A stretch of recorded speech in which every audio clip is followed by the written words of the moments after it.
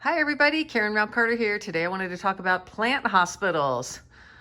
I started pulling all the dead things off of this plant here, and I just want to show you how jammed, when you have things that are can't grow anymore, kind of stuckness, when plants are jammed into the corner and touching the walls and trying to make their escape.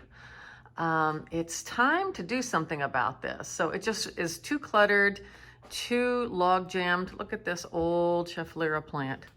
She's an old one, my friends. Sometimes it's time to say goodbye. All right, so I'm gonna pull these two. Woo! I'm gonna pull these two big plants that are touching the ceiling, and I'm going to put them in this position here, right behind the couches, because that's in line with the front door, and I want to try to get blocking there. But also just because these are just so weak that it's just not vibrant and healthy to have such weakness in the house. So if you can't keep plants healthy, no plant hospitals allowed.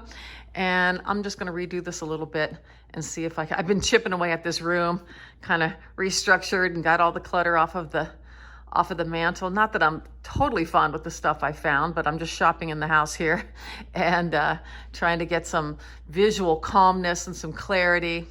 And I just turned that chair around that was right there and made a chair for that desk.